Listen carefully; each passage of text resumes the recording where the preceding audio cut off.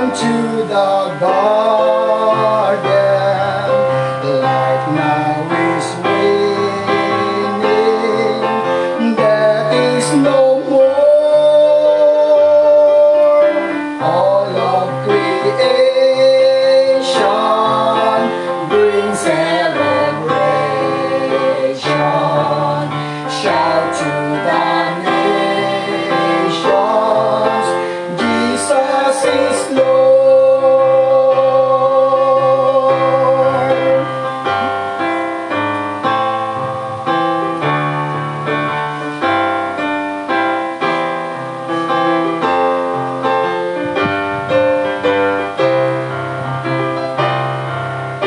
Heaven has spoken, shout on the mountains. Chains are all broken, life is set free. Sin is forgiven, love now our mission.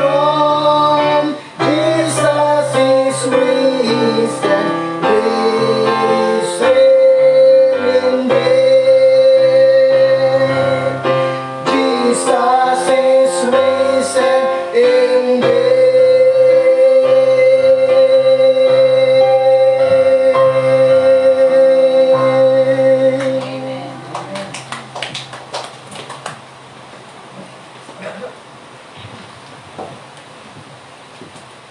Okay po, salamat sa magandang mensahe ng awitin.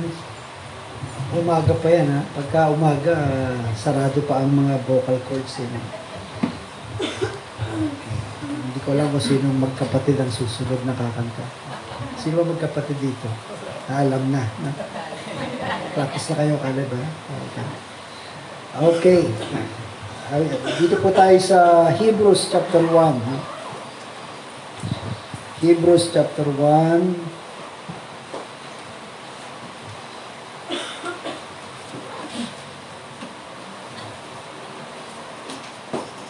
Tutuloy po natin yung ating sinimulan ng Miyerkules. Jesus Christ is than the angels, better than the angels. Hebrews chapter 1 verses 4 hanggang 14.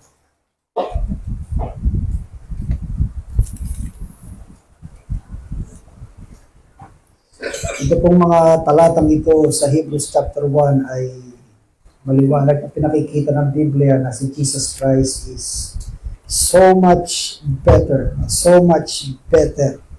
than the angels. Ma-appreciate natin yan kasi ang mga Hebreo, napakataas ng tingin nila sa anghel. Kahit naman mga Pilipino eh, pagka anghel na nagsalita, wala na tayong tutol doon. Anghel na yun eh. Kaya sabi ng Biblia, si Kristo ay masigit pa kaysa sa mga anghel. Hebrews chapter 1 verse 4, being made, si Jesus po yan, no? Being made so much better than the angels, as he hath by inheritance obtained a more excellent name than they. For unto which of the angels said he at any time, Thou art my son, this day have I begotten thee.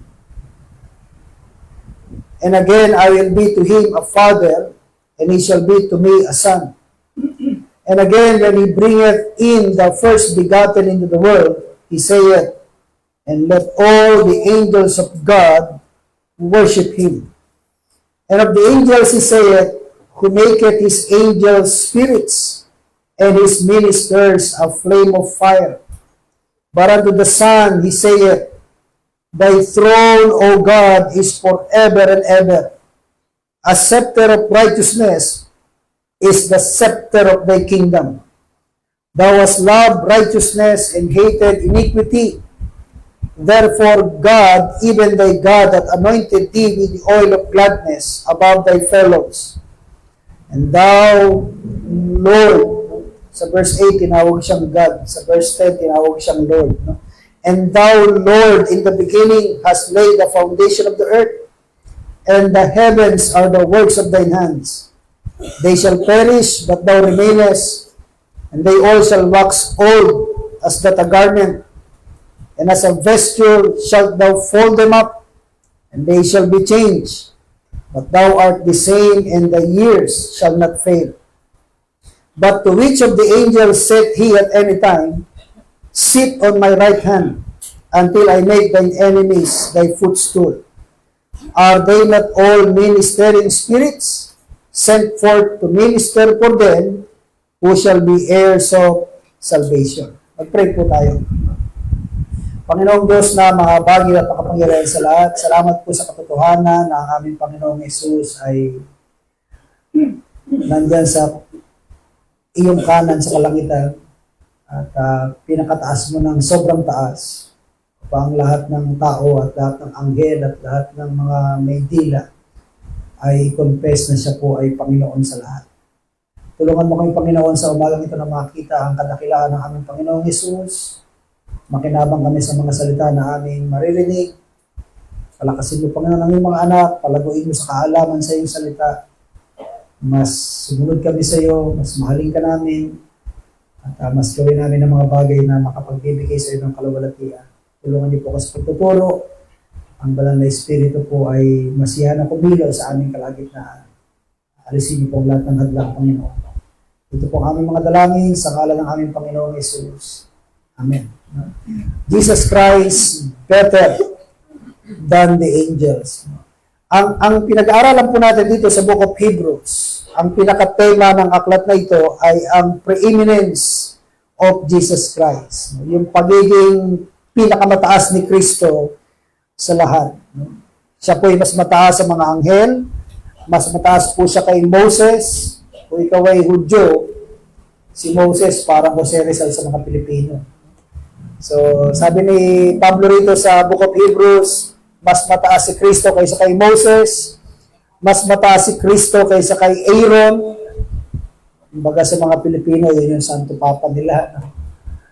Siya yung high priest. No? Pero mas mataas si Kristo kaysa kay Aaron, kaysa kay Melchizedek, kaysa sa mga Old Testament priest na walang ginawa araw-araw kundi magandog. No? Yan ang tema ng Book of Hebrews, na pakitang si Kristo ang pinakamataas sa lahat. No? Kahit sa loob ng church, yan po ang kalooban ng Diyos. No? Buksan po natin sandali yan. Sa Colossians chapter 1, verse 18.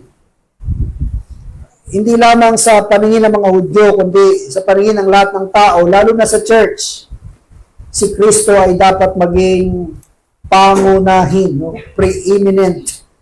Colossians chapter 1, verse 18, and He is the head of the body, the church, who is the beginning, the firstborn from the dead, that in all things, He might have the preeminence. Kahit po sa loob ng church, si Kristo po ay dapat na maging pangunahin. Sa lahat ng ating gagawin sa loob ng church, dapat siya po ang ating priority palagi. Dapat lagi siya ang nasusunod. Bagamat may pastor, dapat yung pastor sumusunod kay Kristo. Ang tawag ko sa mga pastor ay under shepherd. Si Kristo po ang chief shepherd. Kaya kahit ang church, kapag nakita nila yung pastor na hindi sumusunod sa Panginoon, pwede na lang palitan yung pastor. Pwede nilang magsundin yung pastor. Hindi sumusunod kay Kristo. So, sa lahat ng bagay sa church, lahat ng membro sa church, lahat ng tao sa church, lahat ng ministry sa church, ang dapat po na itataas si Kristo Jesus. Ngayon, ito pong mga Hebreo, talagang mataas ang tingin nila sa mga angel, gaya ng pinag-aralan natin noong Miyerkules. Kulang na lang talagang sambahin nila yung anghel.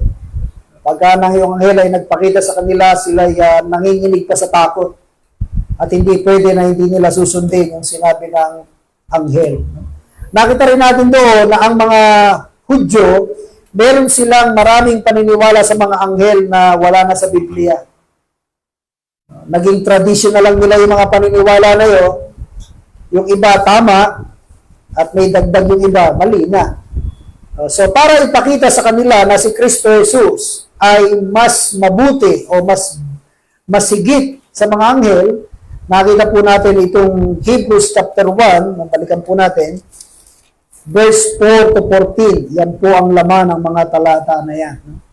Para makita nila yung ginawa ni Kristo sa krus, sumampalataya sila kay Kristo, maligtas sila, talagang ginugol ng ni Apostle Paul yung first chapter ng Hebrews to prove that Jesus Christ is better. Para magawa niya yon, gumamit siya ng mga Old Testament scriptures, bali 7 po yan, 7 Old Testament scriptures. Pero mo, yung sarili nilang scripture, ginamit ni Pablo para ipakita sa kanila na si Kristo ay better than the angels. So, nakita po natin ng Miyerkules that Jesus Christ is better than the angels because of His title or because of His name. Sabi po kasi sa may verse 4, being made so much better than the angels, as He hath by inheritance obtained a more excellent name. Sa pangalan pa lang, sa tawag pa lang, mas mabuti na si Kristo. Kasi yung mga angel, the word angel means messenger. Yun po ang sinabi sa verse 7. No? And of the angels, He saith, who maketh His angels spirits and His ministers. Ang mga angel ay minister, ibig sabihin servant. No? Sa verse 14, ganun din. Are they not all ministering spirits? Kahit naman sa atin, pag tinawag kang servant, mababa yun. Pero si Jesus, hindi siya tinawag na servant. Ang tawag sa kanya sa verse 5. For unto which of the angels said he at any time, Thou art my son. This day have I begotten thee, and again I will be to him a father, and he shall be to me a son. So si Kristo po ay tinawag na anak ng Diyos. Hindi lang siya basta servant, bagamat doon sa Isaiah tinawag siyang servant of the Lord. Ang sabi niya sa mga alagad, yung magiging pinuno sa inyo, maging servant katulad ko. Bagamat si Kristo ay nag-serve sa mga tao, ang tawag sa kanya ng Ama ay my son. Meron siyang special na relationship sa Diyos na wala sa mga anghel. Ang sabi nga ng Angel Gabriel kay Mary, ang ipaglilihi mo ay tatawaging anak ng Diyos.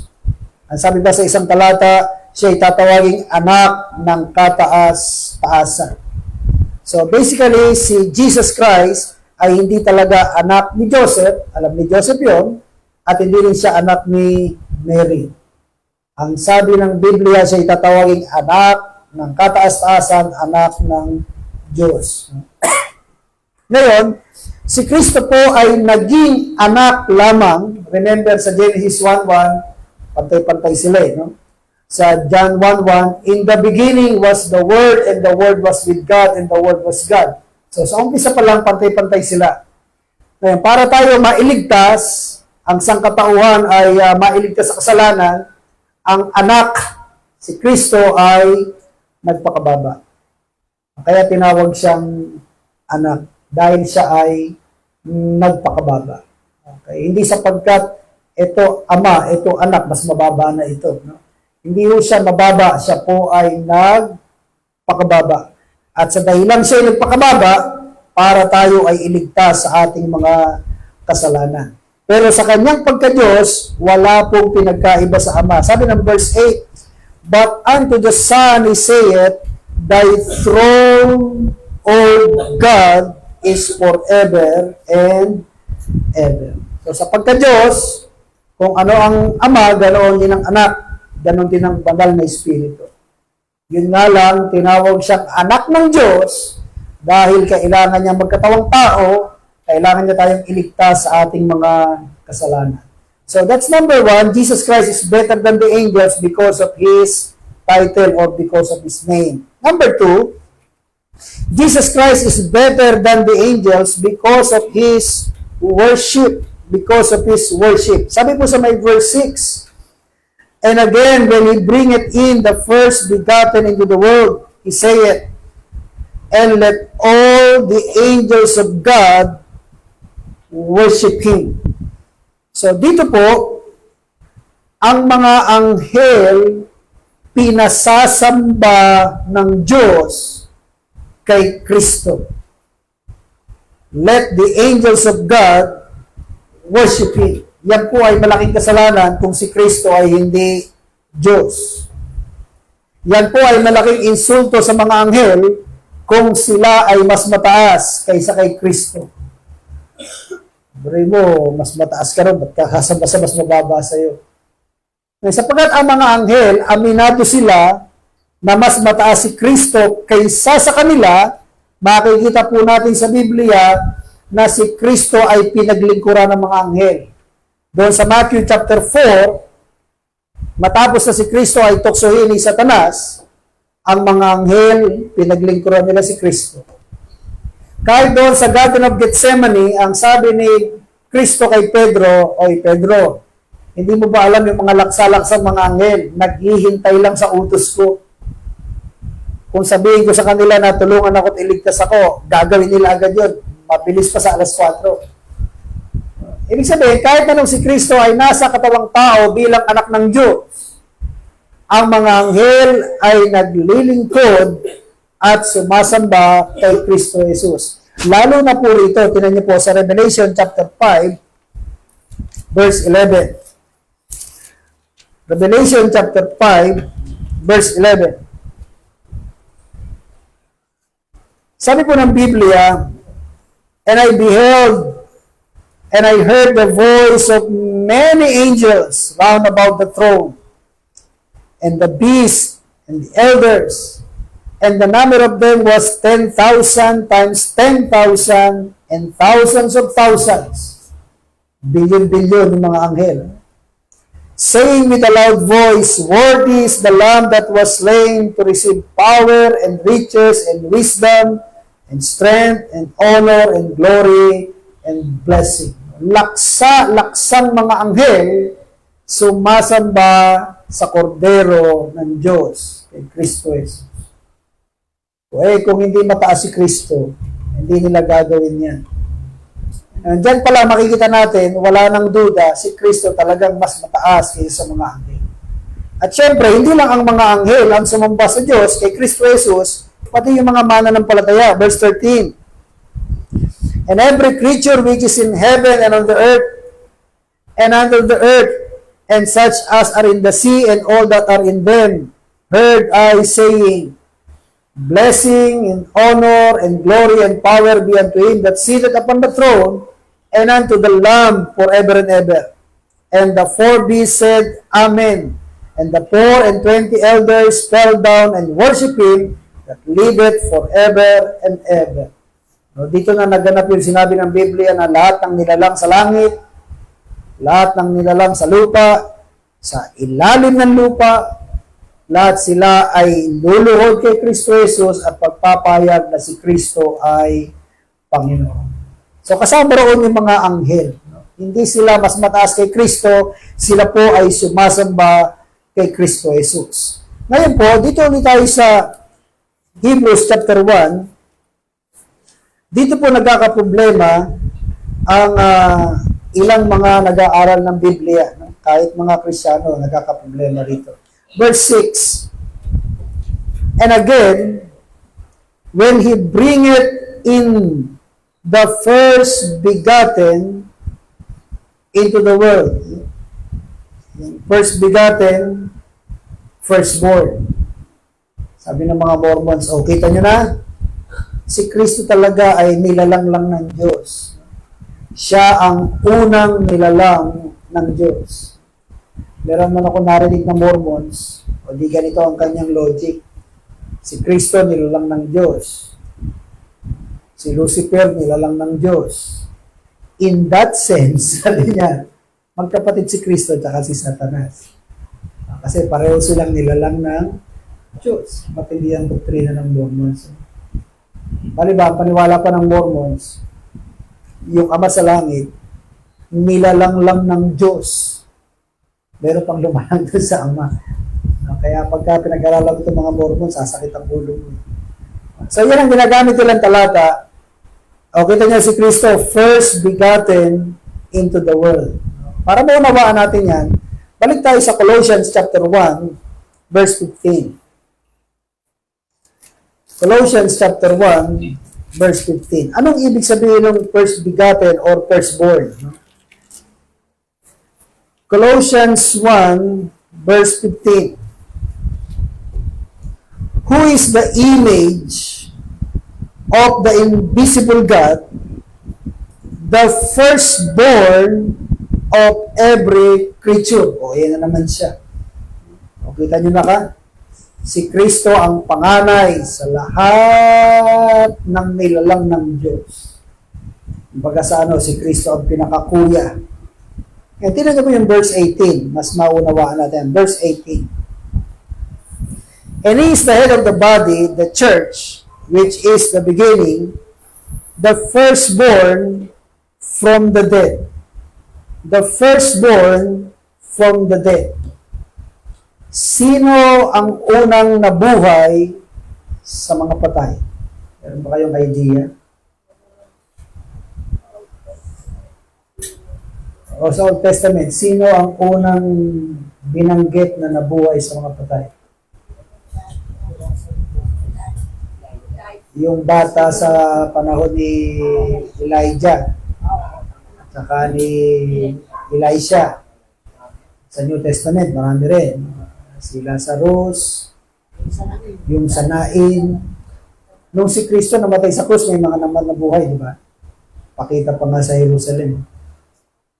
So kung ang paniwala natin, katulad ng paniwala ng mga Mormons, si Kristo ang una sa mga patay, mali na ang Biblia. Kasi hindi siya ang unang nabuhay sa mga patay. Yung salitang firstborn dito, hindi tumutukoy sa sinong nauna. Okay? Ang salitang firstborn ay tumutukoy sa kung sino ang pinakamataas. Okay? Ang firstborn, hindi tumutukoy sa kung sino ang nauna.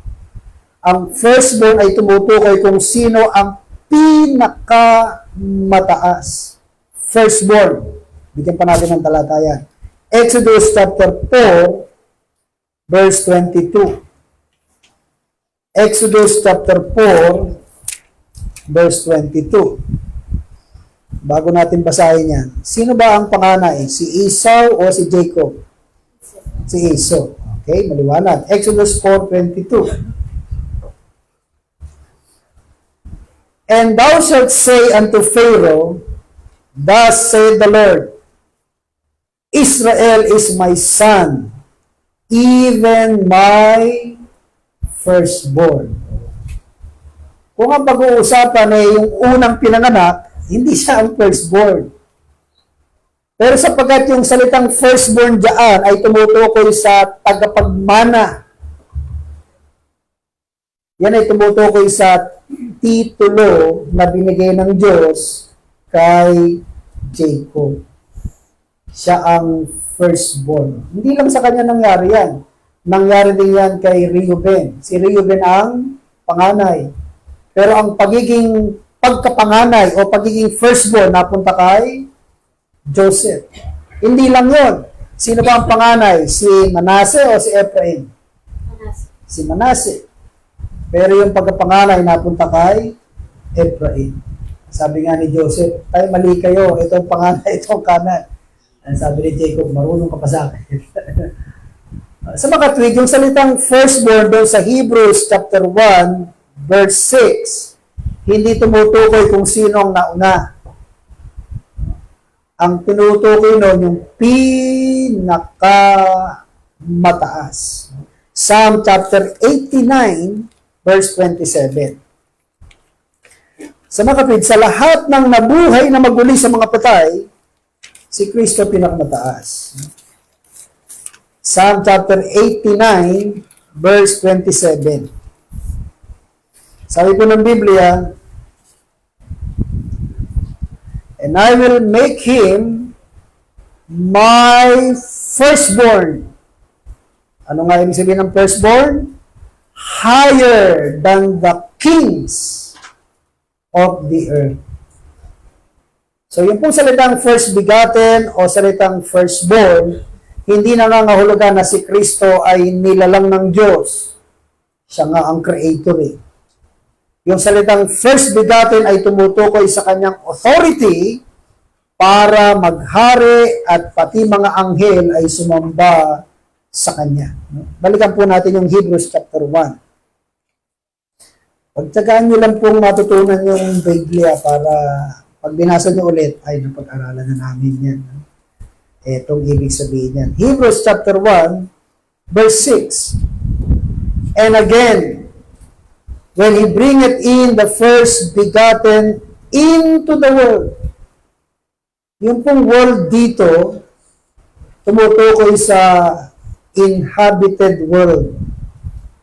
Inhabited world. Ibig sabihin, nung dumating yung first begotten, may mga tao na sa mundo.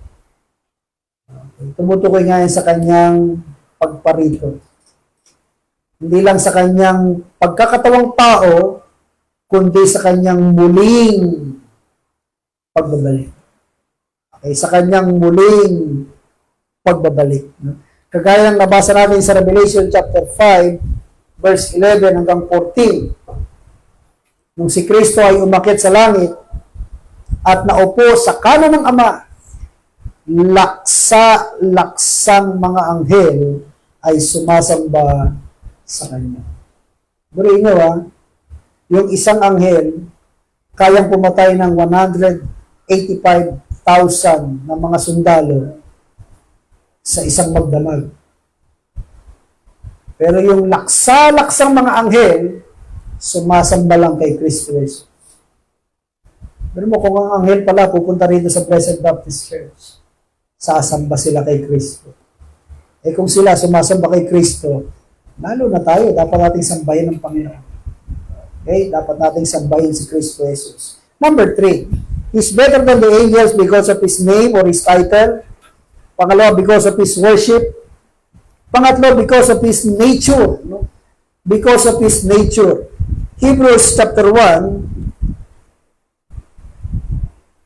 verse 7. Hebrews chapter 1, verse 7. His nature. And of the angels, He saith, Who maketh His angels spirits, and His ministers a flame of fire. Who maketh His angels? Si Kristo, siya po ang lumalang sa mga anghel. Okay? Sangayon sa Colossians chapter 1 verse 16, visible and invisible, principalities, powers, authorities, lahat yun nilalang ni Kristo Jesus. Sa mga tweed, ang mga anghel, wala silang power over Jesus Christ. Creation lamang sila ng Diyos. Actually, doon sa Mark chapter 5, yung Gadareno, inaalihan ng masamang espiritu, kilala nila si Kristo eh. Di ba, nang dumating si Kristo rin sa Gadara, yung inaalihan ng masamang espiritu, nagpatira pa kay Kristo. Wala silang magawa, yun ang kanilang creator eh. Ngayon, dito sa verse 7, who maketh His angels. Yung pong salitang maketh dito sa verse 7 na ito, ibig sabihin po noon ay to create. Mula sa wala, nagkaroon ng mga anghel. Diyos lang talaga makakagawa. Sinubukan natin yung Miyerkules, diba? Kahit na sabihin mo magkaroon ng 1 million dyan, 1 million dyan, kahit 1 million pesos sabihin, hindi magkakaroon ng 1 million dyan. Wala tayong power to create. Samantalang ang Diyos, nilalang niya ang lahat ng bagay sa Genesis chapter 1 by just merely saying it.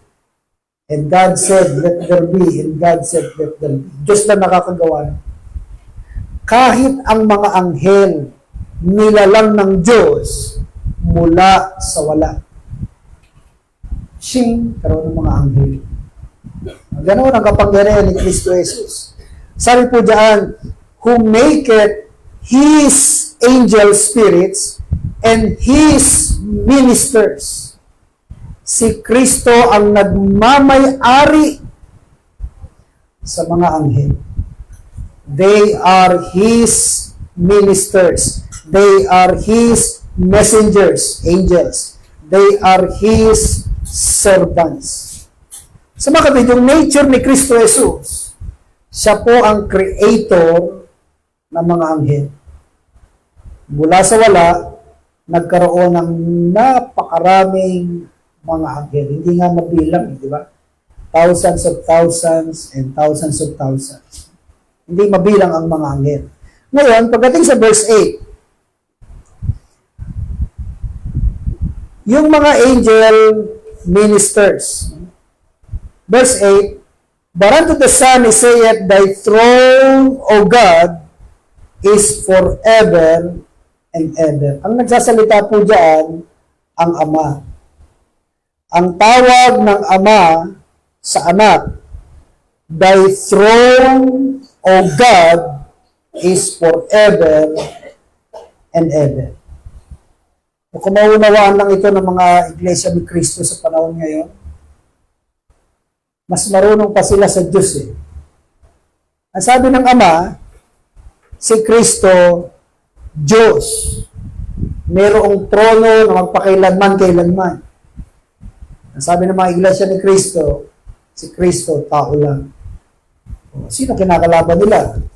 Eh di ang Diyos. Ang sabi ng mga Muslim, si Kristo, propeta lang. Sino kinakalaban nila? Ang Diyos.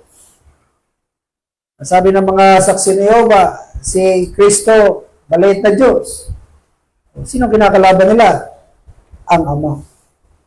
Sa mga kapatid, kung ang Ama mismo ang nagsabi na si Kristo ay Diyos, by nature, si Jesus Christ ay Creator, by nature, si Jesus Christ ay Diyos.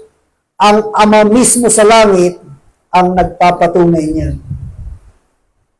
Kung tanggihan natin yan at i-deny natin yan, ginagawa natin sinungaling ang Diyos sa langit. At malaking kasalanan niya. Malaking kasalanan niya. Hindi lang ang Ama ang nagsabi na si Kristo ay Diyos. No? Tingnan natin sa John chapter 5, verse 18.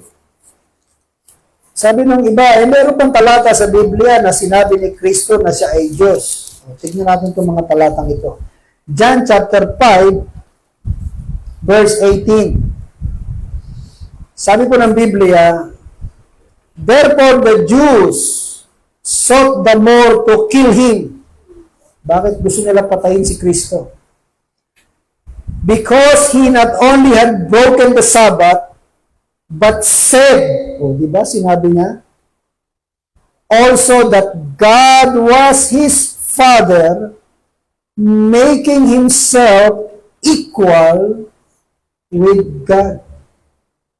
Naunawaan ng mga Hudyo yung ibig sabihin ni Kristo na siya ay nakikipantay sa Diyos. Di ba yan ang sabi, but said also that God was His Father, making Himself equal with God. Para sa kanila, blasphemy yun eh. O at least naunawaan nila si Kristo. Na si Kristo, nasa katawang tao, sinasabi niya, kapantay niya ang Diyos. Isa pa po, dito sa John chapter 10. John chapter 10, verse 30. John chapter 10, verse 30. I and my Father are one. Again, sabi ng mga iglesia ni Kristo ngayon, sila raw ay nagkaisa sa pag-aalaga raw ng tupa. Yun ang sabi nila. Basahin natin tuloy. Then the Jews took up stones again to stone Him. Bakit na naman gusto siyang batuhin? Jesus answered them, many good works have I shewed you from my Father. For which of those works do ye stone me? The Jews answered them, saying, for a good work we stone thee not, but for blasphemy, and because that thou, being a man, makest thyself God. O, diba? Liwanag naman ang talata na yan. Ano? Ikaw na tao, nakikipantay ka sa Diyos. Pinakikilala mo ang iyong sarili bilang Diyos. Sa bibig mismo ni Kristo nang galing na siya ay nakikipantay sa Diyos. Kaya si Kristo Jesus, walang duda, sabi ng Ama siya ay Diyos. Sabi ni Kristo, siya ay Diyos. Ang sabi ng mga apostol, siya ay Diyos. Tignan po natin itong ilang talata. Romans chapter 9, verse 5. Kung ang kausap nyo may Biblia ang Tagalog, naku sa Tagalog, napakaliwanag niyan. Romans chapter 9, verse 5. Romans chapter 9, verse 5. Nasa kanila ang mga magulang at sa kanila mula ang Kristo ayon sa laman, na siyang lalo sa lahat Diyos na maluwalhati magpakailanman. Tayo, pagka ang kausap nyo ay nakakaunawa ng Tagalog at binasa niya, hindi nga mapagkakamalang iba tinutukoy dyan.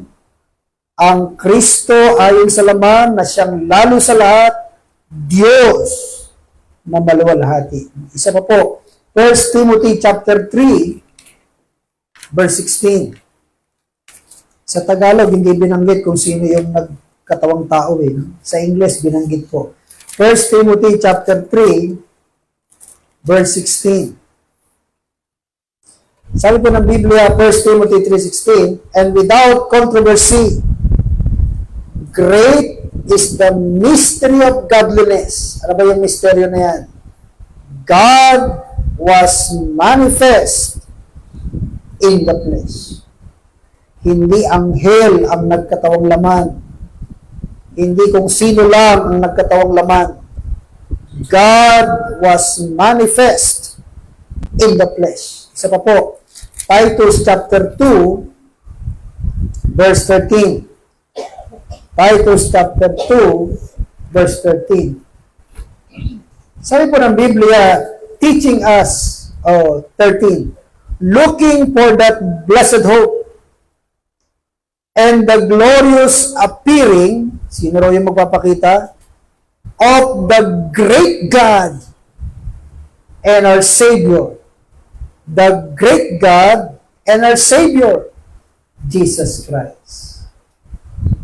Wala namang pangako ang Biblia na ang Ama magpapakita eh. Ang darating, ang magpapakita, si Kristo Jesus. Ayan sabi Ronnie, the great God, the appearing of the great God and our Savior, Jesus Christ. So si Kristo, kahit paikot-ikutin natin ang mga talata sa Biblia, ang kanyang nature siya po ay Diyos. Yun ang sabi ng Ama, yun ang sabi ni Kristo, yun ang sabi ng mga apostol. Balikan po natin yung Hebrews chapter 1. Hebrews chapter 1, verse 8. But unto the Son he saith, thy throne, O God, is forever and ever. A scepter of righteousness is the scepter of thy kingdom. Ang kanya raw paghahari ay makikilala sa katwiran. A scepter of righteousness. Okay? Pantay-pantay. Okay. Walang favoritism. Matuwid. Okay. Sapagkat matuwid, verse 9, thou hast loved righteousness. Yung iba kasi ginagawa yung tama, pero napipilitan. Siya hindi. Ginagawa niya yung matuwid, sapagat yun ang gusto niyang gawin. Thou hast loved righteousness and hated iniquity. Tandaan niyo po yung dalawa na yan. No? Love righteousness and hated iniquity. hindi ho po pwede na magkahiwalayan. Kung mahal mo ang katwiran, mamumuhi ka sa kasalanan. Hindi po pwede na gusto mong gawin yung tama, ayaw mong pumiwalay sa mali. Hindi pwede yun. Talagang gusto mong gawin yung tama, gusto mong sumunod sa Diyos, kailangan kalimutan mo yung kasalanan, huwag kang sumunod sa sarili mo, huwag kang sumunod kay Satanas. You cannot love God or love righteousness and at the same time, love evil. Hindi ko po pwedeng ganoon. Kaya si Kristo Jesus at least 2 beses, kanyang nilinis yung templo. Sa John chapter 2, sa umpisa ng kanyang ministry, at saka bago siya ipagkanulo ni Judas. Nilinis niya yung templo, hindi niya matiis na yung bahay ng Ama na bahay panalanginan ay ginawa nilang pugad ng mga tulisan. Sabi ni Kristo, hindi ko kaya yan. Sabi nga rin sa John chapter 2, the zeal of thine house hath eaten me up. Sa sobrang pagmamahal niya sa kabanalan ng Diyos, hindi niya matiis yung kasalanan.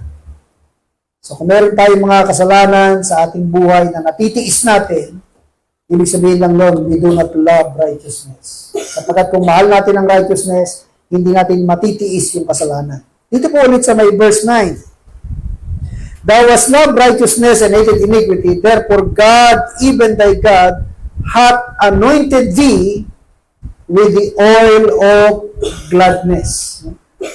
Jesus is anointed or exalted above all others. Nung si David ay buhusan ni Samuel ng langis, mas mataas na siya sa kanyang mga kapatid. Noong una, ini-small siya ng mga kapatid niya eh. Kaya nang dumating si Samuel at inanoint siya ng langis, siya na susunod na hari, mas mataas na siya sa mga kapatid niya. So dito po, si Kristo ay anointed above thy fellows. Remember sa Old Testament, ang isa sa mga pangalan ni Kristo ay Angel of the Lord. The Angel of the Lord. Ibig sabihin lang naman ng angel, Messenger of the Lord. So ang mga angel, Messenger of the Lord, si Kristo, Messenger of the Lord. Pero dito sa may verse 9, He was anointed above thy fellows. Siya po'y itinaas ng Diyos ng mas mataas kaysa sa ibang mga messenger ng Diyos. In His nature, Jesus Christ is God. He is better. He is exalted above the angels. Number 4 po. No? Jesus Christ is better than the angels because of His title or His name. Number 2, because of His number 2. Because of His worship. Number 3, because of His nature. Number 4, because of His existence. Yung kanyang existence. Tinignan ko sa Tagalog. Walang Tagalog kung existence. Total, naunawaan naman yung existence. Ibig sabihin na ng existence ay He exists. He is real. No? Siya po ay totoo. His existence. Verse 10. And thou, Lord, in the beginning, has laid the foundation of the earth, and the heavens are the works of thine hands. So, si Kristo Jesus, sabi sa verse 10, in the beginning, nandun na siya. Wala siyang simula. In the beginning, nandun na siya. Ito pong Hebrews chapter 1 verse 10, ito po ay quotation galing sa Psalm 102. Psalm 102. Yung pong salitang Lord na ginamit sa Psalm 102, capital L, capital O, capital R, capital D. Okay, sa pagkakatanda ninyo. Pagka ginamit yung pangalang Lord na puro capital letter lahat, anong ibig sabihin? Yahweh or Jehovah. Yun ang pangalan ng Diyos. yung Lord na pangalan ng Diyos sa Psalm 102, ikinabit ni Pablo sa Hebrews chapter 1 verse 10 kay Kristo. Yung Jehovah sa Psalm 102, ikinabit ni Pablo kay Kristo Jesus. Ay, Jehovah sa Old Testament, si Kristo yun. Kung tatanggapin lang nila yung sinasabi ng Biblia. Ay, maliwanag naman verse 8, Thy throne, O God. Verse 10, And Thou, Lord. Oh. Sa mga tweet, yung itinataas sa Old Testament na pangalang capital L, capital O, capital R, capital D, hindi lang siya tumutukoy sa Ama, siya po ay tumutukoy din kay Kristo Jesus. And by the way, nung itinanong ni Moses sa Diyos, doon sa burning bush, anong pangalan mo? Anong sabihin ko sa kanila? Anong sabi ng Diyos? I am that I am. Yung I am that I am, doon galing yung pangalang Jehovah. Kaya kahit ang mga komentary nagsasabi na yung nakausap ni Moses, si Kristo Jesus. Well, hindi malayo. Ay sabi ni Jesus sa John chapter 8, I am. Inangkin ni Kristo yung pangalang I am. Pagkatapos nun, kumuha ng bato yung mga Hudyo, gusto siyang batuhin. Bakit? Pangalan ng Diyos yun. So dito po makikita natin yung existence ni Kristo Jesus before the beginning of the foundation of the earth. Bago mag-Genesis 1:1, nandoon na si Kristo Jesus. Bago mag-umpisa ang lahat. Ngayon, sabi po ulit sa may verse 10, In the beginning has laid the foundation, the beginning, the umpisa, the foundation of the earth. And the heavens are the works of thine hands. No? Anong emphasis niyan? Ba't kailangan banggitin yan? No? Basahin natin sandali sa 2 Peter chapter 3. 2 Peter chapter 3, verse 4. Ang mga tao nung una, sa bagay hanggang ngayon may mga taong naniniwala, na ang mundo ay walang katapusan. Kaya sabi ng mga saksi, mamanahin nila ang mundo. Andyan sila sa 2 Peter chapter 3, verse 4. Sabi nila, And saying, Where is the promise of His coming? For since the fathers fell asleep, all things continue as they were from the beginning of the creation. Nasa na yung sinasabi niyo, magugunaw ang mundo, yung dagat magiging dugo, yung araw magdidilim, yung buwan ganito, gano'n. Nasa na yung sinasabi niyo? Eh, lahat naman ng bagay, magmula nung pagkakalika, gano'n pa rin. Namatay na yung lolo ko, namatay na yung tatay ko, mamamatay na ako, gano'n pa rin. So, ang paniwala nila, ang mundo mananatili, magpakailan, kailanman. Sabi nga ng mga saksi, sila magmamana niyan. O, balik tayo rito ngayon sa Hebrews chapter 1. Kaya binigyan ng emphasis yun sa verse 10, meron silang simula. Sa verse 11 and 12, meron silang wakas. Verse 11, They, yung earth at yung heaven, they shall perish, but thou remainest. Para ipakita yung kanyang existence, yung heaven and earth, may simula, may wakas. Pero ikaw wala. But thou remainest. Inulit pa. And they all shall wax old as that a garment. Lahat ng damit natin, paluma, pasira. No? And as a vesture, shalt thou fold them up, and they shall be changed. Tapos, kinumpara na naman sa kanya. But thou art the same, and the years shall not fail.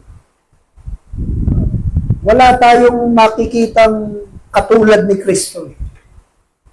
Kasi katulad yan, ginamit yung damit. Wala naman damit na mula nung tinahi, after 5 years, ganun pa rin. Kahit yung mga bridal gown ninyo, kayo mga kinasal, tingnan niyo ulit, ano itsura yung iba na, hindi na kayo kasya sa bridal gown ninyo. Nagbabago eh, nagbabago eh. So, lahat ng nakikita natin sa mundong ito, nagbabago. Kahit kayo, pagpasok nyo rito, paglabas nyo mamaya, iba na kayo. You are 2 hours older. No? O kaya ay pumasok kayo rito, masaya kayo, paglabas nyo, busog na busog kayo, mas masaya kayo. Sa makatwid, lahat tayo talaga nagbabago. Walang hindi nagbabago, si Kristo lang. At yung bagay na yon ay strange sa ating mga isipan. Kung meron ng pinakamalapit na ipipicture natin na hindi nagbabago, i-picture ninyo yung mga sandalyas ng mga Israelita sa wilderness. For 40 years. Ganda naman ang sandals ito. Kaya sa nabili yan. Galing pa sa Egypt yan, 40 years ko na suot yan. Hindi raw naluluma. Pati yung kanilang mga damit. Saan ka naman nakakita ng damit na 40 years na, ganun pa rin. O kaya si Moses, sabi ng Biblia, nang si Moses ay namatay, ang kanyang lakas ay hindi man siya nanghina, ang kanyang mga mata hindi naman lumabo. Pero alam natin, namatay din si Moses. Pero at least makikita mo, pwede pala na mayroong bagay na hindi naluluma, hindi nasisira, at mayroong mata, mayroong lakas na hindi nanghihina, hindi lumalabo. O si Kristo Jesus, sabi ng verse 12, Thou art the same, and the years shall not fail. Kung ang langit at lupa may wakas, si Kristo Jesus walang wakas. Tingnan niyo ulit yung verse 12. Now, verse 12. And as a vesture shalt thou, tumutukoy pa rin kay Kristo, shalt thou fold them up. Shalt thou fold them up. Ang wawasak sa mundong ito, hindi yung global warming, hindi po yung climate change. Si Kristo ang wawasak nito. Kaya nga sinabi doon sa may verse 10, siya ang gumawa. Sa verse 11 and 12, siya rin ang wawasak. Kaya huwag tayong matakot doon sa sinasabi nila na climate change, global warming. Actually, hindi ko totoo yun. Ang mundo natin ay nilikha ng Diyos para uminit. Kaya may atmosphere yan para mag-absorb ng init mula sa araw. Dahil pag walang init ang mundo, maninigas tayong lahat. So talaga nakadesign ang mundo para mag-absorb ng heat para maging suitable for life on Earth. So yung global warming na sinasabi nilang excessive heat na masisira ang mundo, hindi yung totoo, hindi papayag ang Diyos doon. Sa Genesis chapter 8, pinangako ng Diyos, hindi mawawala ang summer, hindi mawawala ang winter. Pangako ng Diyos yan. Kaya hindi totoo yung tinatawag nilang climate change, tinatawag nilang global warming. Kung pag-aaralan niyo po yan, negosyo lang yan. Maraming yumaman dyan sa climate change na yan. Huwag kayong magpauto dyan sa mga negosyante na yan. Ngayon, ang punto natin dito, yung existence ni Kristo, magmula nung umpisa hanggang ngayon, hanggang sa mga darating na panahon, hindi siya matatapos. Ito pa po ang maganda. Colossians chapter 1, verse 16. Colossians chapter 1, verse 16. Si Kristo, walang simula, walang wakas. Siya ay Diyos sa kanyang sarili. Wala pa lahat, andun na siya. Pero tingnan niyo yung mga anghel. No? Colossians 1:16. For by Him were all things created that are in heaven, that are in earth, visible and invisible, whether they be thrones or dominions or principalities or powers, yan ang mga anghel. All things were created by Him and for Him. Verse 17. And He is before all things. And by Him all things consist. Sa Tagalog, ang lahat ng bagay ay nagpapatuloy. At least nandun yung idea ng consist, nagpapatuloy. Anong importansya nun?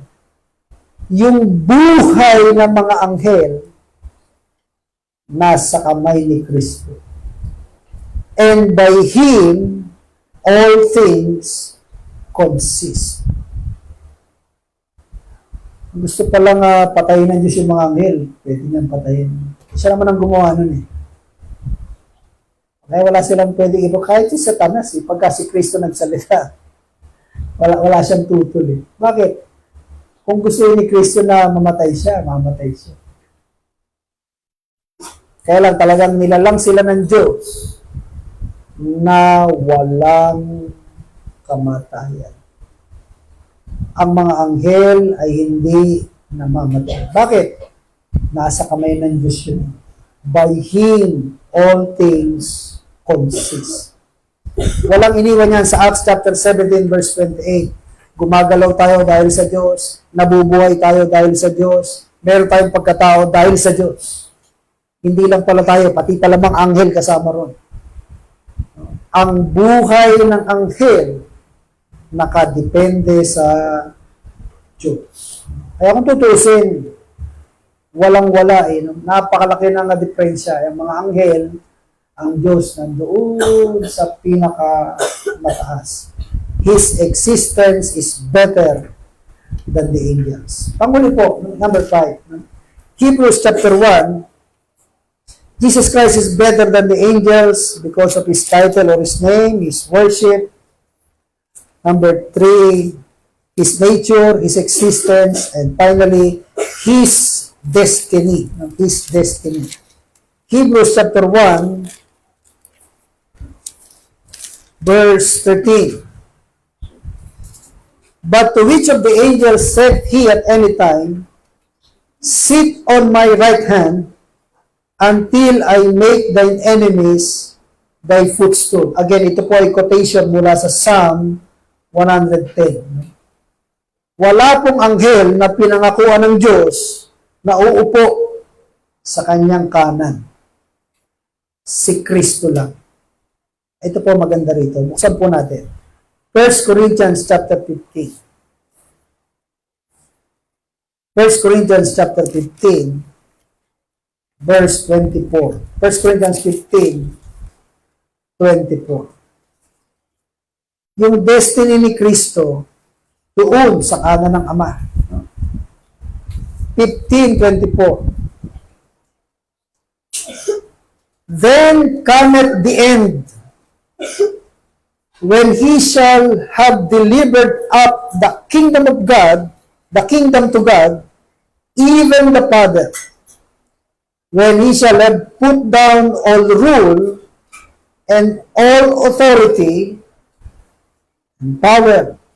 Verse 25, for He, Jesus Christ, must reign till He hath put all His enemies under His feet.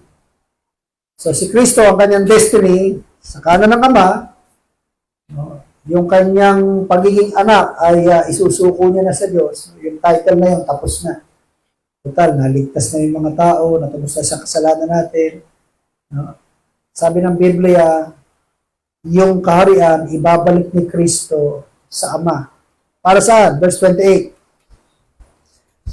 And when all things shall be subdued unto Him, then shall the Son also Himself be subject unto Him.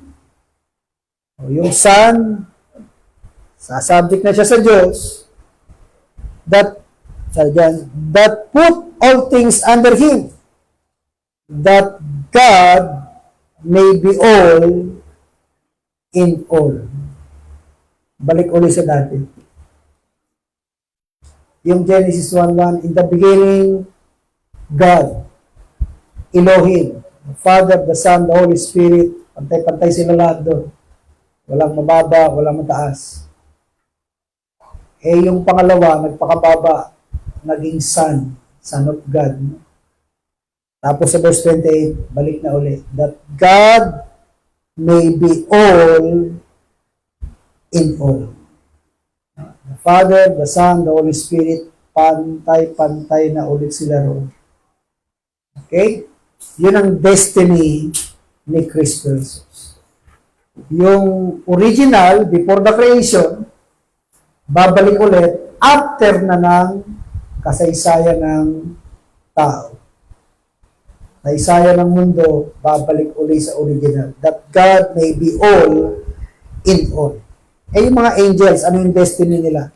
Dito po sa Hebrews chapter 1. Ano ba yung dulo ni Kristo? Balik ulit sa original. Ano? That God will have rule all in all. Ano? Sa Hebrews chapter 1, verse 14. Sa verse 13, si Kristo, balik doon sa kanan ng Ama, di ba? Yung mga angel, verse 14. Are they not all ministering spirits, sent forth to minister for them who shall be heirs of salvation? Tingnan niyo po ang mga anghel. Are they not all ministering spirits, sent forth to minister for them who shall be heirs of salvation? Sino ba yung heirs of salvation dyan? Sino ba yung magmamana ng kaligtasan? Mga Kristiyano. Yung mga anghel, paglilingkuran yung mga Kristiyano. Ang destiny ni Kristo doon sa kanan ng Ama, that God may be all in all. No? Balik sa original. Ang destiny ng mga anghel, maglilingkod sa mga mananampalataya. Nakita niyo naman sa Old Testament, pinaglingkuran nila yung mga mananampalataya sa Old Testament. Remember, Elisha, ang sabi ng servant ni Elisha, patay tayo, sir, dami nating kaaway. Sabi ni Elisha, Panginoon, buksan mo nga yung mata nitong kasama ko para makita niya yung mga kakampi namin. Nakita niya yung chariots ng Panginoon. Mas marami kaysa kanilang mga kaaway. Sa mga tuwid, yung anghel, nagpoprotekta kay Elisha doon sa kanyang kasama. Remember si Hezekiah, dami nilang kalaban, di ba? Pinadala ng Diyos yung anghel para pagpapatayin yung mga kalaban ni Hezekiah. Sa Old Testament, naglilingkod ang mga anghel sa mga mananampalataya. Sa New Testament, sino ba nagpalaya kay Peter mula sa kulungan? Anghel. Sabi ng Bible dyan sa Hebrews chapter 1 verse 14, ministering spirits. And by the way, ang nagligtas kay Lot at saka mga anak niya, anghel din doon sa Sodom at Gomorrah. Ang sumama kay Daniel sa kulungan ng mga leon, anghel din. Sa mga kapatid, ang mga anghel talagang isinugo ng Diyos para mag-minister sa mga Kristiyano, sa mga mananampalataya. Ito pa lang, ang laki niya ng pagkakaiba. Ang destiny ni Kristo sa kanan ng Ama, that God may be all in all, balik sa dati, ang destiny ng mga anghel, maglilingkod sa mga Kristiyano. Hindi naman para maging proud tayo, kundi talagang biyaya ng Diyos sa atin. Ang mga anghel, hindi mas mataas kay Kristo. Ngayon, ano ngayon, sabihin natin. Ano ngayon kung mas mataas si Kristo kaysa mga anghel? Bigyan natin ng huling application. Chapter 2, verse 1. Tutuloy natin ito mamaya, itong Hebrews chapter 2 na ito. Bigyan lang natin ng application ng ating pinag-aralan. Therefore, we ought to give the more earnest heed to the things which we have heard, lest at any time we should let them slip. Makinig maigi, baka makahulagpos. Bakit? Verse 2. If the word spoken by angels was steadfast, and every transgression and disobedience receive a just recompense of reward, how shall we escape if we neglect so great salvation, which at the first began to be spoken by the Lord? Pag ang anghel ang nagsalita, nakikinig sila. Kahit tanongin mo si Zacarias, sasabihin ni Zacarias, oh, Pastor din, dapat talaga makinig tayo sa mga anghel. Ako hindi nakinig eh. Parusahan ako. Kahit tanong mo rin sa mga shepherds, o makinig tayo sa mga anghel, tama yung sinabi niya. Sabi niya, makikita namin yung sanggol sa pasabsaban. Sino ba naman ang sanggol nilagay sa pasabsaban? Pero sapagkat sinabi ng anghel, tinignan namin, totoo nga, si Kristo na sa pasabsaban. Pagka anghel ang nagsalita, itaga mo sa pader, totoo. Eh yung salvation sa verse 3, hindi lang anghel ang nagsalita, which at the first began to be spoken by the Lord, who is better, much better than the angels. Kaya kung ang anghel ang nagsalita, dapat tayong maniwala, lalo tayo dapat maniwala kay Kristo Jesus. Kung meron pa usap ngayong umaga na hindi pa ho kayo ligtas, ang kaligtasan ay pinangaral mismo ng Panginoong Yesus. Siya mismo ang nagsabing may langit. Siya mismo ang nagsabing sa langit maraming mansyon. Siya po ang nagsabing mayroong impyerno. Siya rin ang nagsabing sa impyerno may apoy na hindi namamatay, mayroong uod na hindi namamatay. Siya rin ang nagsabi na doon sa impyerno mayroong everlasting punishment. Walang day off, walang rest day, kahit na walang 1 hour lunch break, walang ganun. Sinabi ni Kristo na ang impyerno ay impyerno. Kung anghel ang nagsalita dyan, dapat kang manginig sapagkat totoo. Mas lalo kang dapat makinig sapagkat hindi lang anghel, kundi si Kristo mismo ang nagsabi. Kung hindi pa ho kayo ligtas, mahapag kayo sa sarili ninyo. Makinig kayo kay Kristo sapagkat ang sabi ng Biblia, hindi ka makakatakas sa parusa kung hindi ka makikinig kay Kristo Jesus. Sa ating mga Kristiyano, ganun din. Kung anghel ang nagsalita, dapat tayo makinig. Lalo na kung si Kristo mismo ang nagsalita sa atin. Kung merong ipinangungusap sa atin ng Diyos, ano man yun, dapat tayong makinig, dapat tayong sumunod sa Diyos, sapagkat pag ang Diyos ang nagsalita at hindi natin ginawa, mananagot tayo sa Diyos. So, because Jesus Christ is so much better than the angels, kung nakikinig tayo sa mga anghel, mas lalo tayong dapat makinig kay Kristo Jesus. Mag-pray po tayo. Panginoong Diyos na mahabagin at papanggirayan po sa lahat. Salamat po sa kadakilaan ni Kristo Jesus. Hanga na nga kami sa mga anghel. Kung may magpapakitang anghel dito sa amin, malamang lahat kami ay luluhod at matatakot sa Kanya. Pero salamat at si Kristo Jesus ay so much better than the angels. Dapat kami makinig sa Kanya, dapat kami sumunod sa Kanya, dapat kami sumamba sa Kanya. Dapat namin ibigay sa Kanya ang lahat ng meron kami sa aming buhay. Salamat po sa binuhay mo maguli mula sa mga patay. Idiligid niyan sa iyong kanan. At salamat at ang Kristo na aming sinasabat pinagdilingkuran. Hindi lang siya basta Creator, siya po ay Diyos at siya po ay Panginoon. Nawa Panginoon ay matutunan namin na ibigay ang pagsamba na karapat-dapat para sa aming Panginoong Jesus. Salamat po sa mga dinala mo ngayong umaga. I hope and pray na mas tumaas ang tingin namin kay Kristo. Lalo kami matakot sa Kanya at lalo kami sumunod sa Kanyang kalooban sa amin. Palahay po niyo ang aming fellowship sa umagang ito. Ito po ang aming mga panalangin sa ngalan po ng aming Panginoong Jesus. Amen. Okay, magandang umaga po. At ayusin lang natin yung ating pagkain at tayo po ay kakain.